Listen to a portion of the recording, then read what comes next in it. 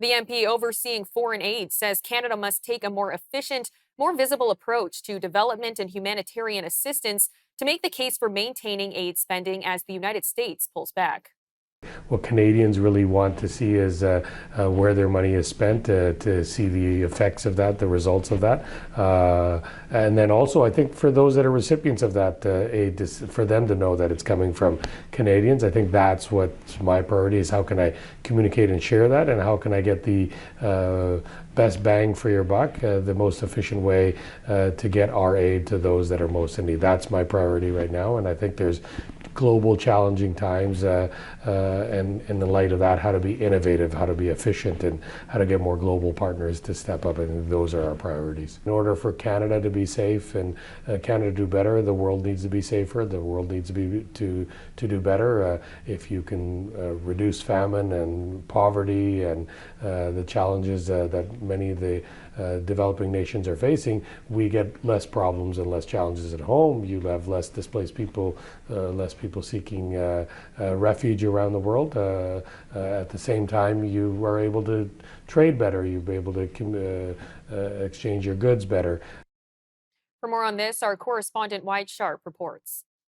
Yeah, thank you, Theresa. Canada's newly appointed Secretary of State for International Development says it's time to reduce red tape and increase accountability when it comes to foreign aid. Randeep Sarai, the Liberal MP for Surrey Centre, was appointed to the role in May, and his mandate, according to Mark Carney anyways, is to show Canadians where their money is going and make sure it's working. Now, this is especially relevant, again, in the context of foreign and humanitarian aid packages that Canada has long been a proponent of, especially to countries that are, involved in geopolitical conflicts and war.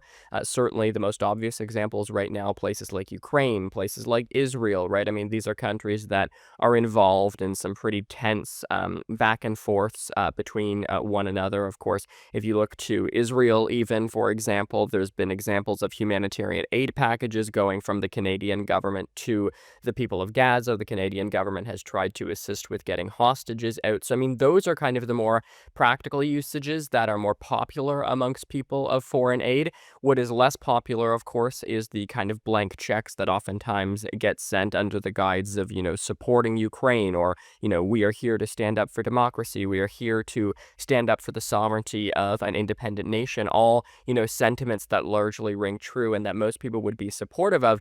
But that doesn't mean that Canadians are supportive of sending billions of dollars in their own taxpayer dollars to foreign conflicts, instead of focusing on some of the domestic issues, things like affordability, things like, the environment, things like energy policy issues that are very much affecting people here at home. Whereas a lot of Canadians feel that when they're sending their hard-earned tax dollars to the Canadian government to then send over to a country like Ukraine, for example, again, while their sovereignty is fundamentally important,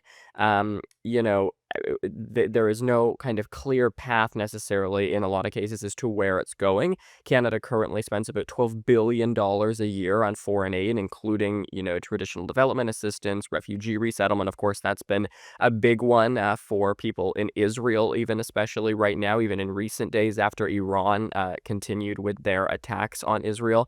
Certainly, that is one example. And then there's also major loan programs like the $2.6 billion that has already been allocated to Ukraine. Sarai, though, is saying that really right now there's a disconnect that is being felt between the money that is being spent and the public understanding of what it's achieving. So his main focus right now, he says, is basically just improving that level of understanding and reducing the feeling of kind of inequity, if you will, across the board.